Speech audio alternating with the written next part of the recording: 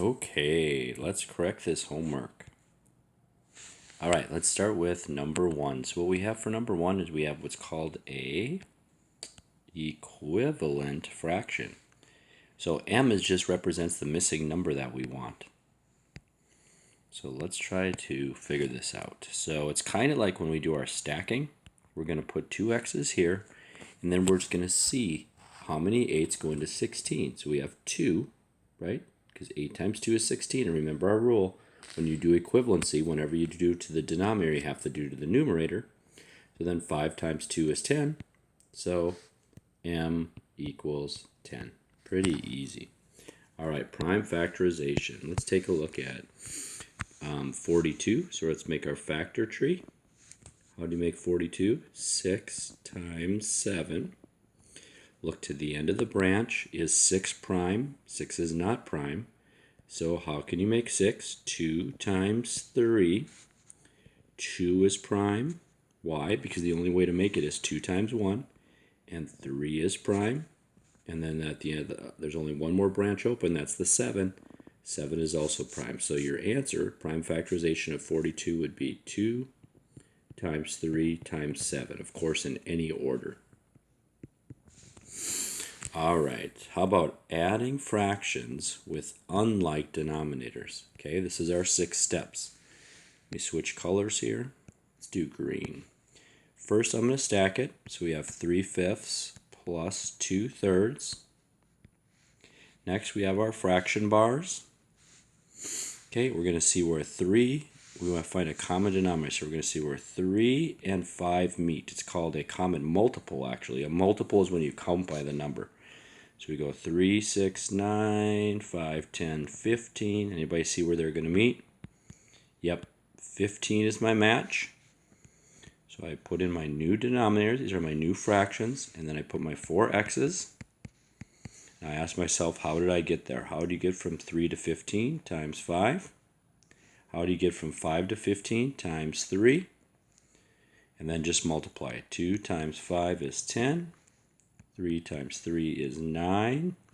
And then, of course, what's the most important thing, Chris? What do we do then? That's right, we write it sideways. So we have 9/15 plus 10/15 equals 19/15. Did I do that right? Yeah. Okay. Now that is a good answer. But if I want a great answer, remember we can divide. How many 19s go into 15? 1, remainder 4, 15ths. That's the great answer. All right, let's take a look at our last 2 problems. You guys are being good listeners.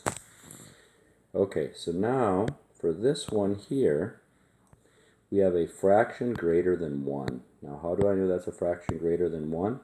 Because the top is bigger than the bottom, right? So there's 4 ways we can do this. I'm going to make x's, okay? 1, 2, 3, 4, 5, 6, 7, 8, 9, 10, 11, 12, 13, 14, 15, 16. I'm going to circle groups of 3 because 3 make a whole. So that's 1 group of 3, 2 groups of 3, 3 groups of 3, 4 groups of 3, 5 groups of 3, remainder 1. And remember, the denominator always stays the same. Another way to think of that is just to say, remember, all fractions are division problems. It's like you can put a little dot there and make that a division problem. So what is 16 divided by 3? Well, it would be 5, remainder 1/3. Just another way to do it.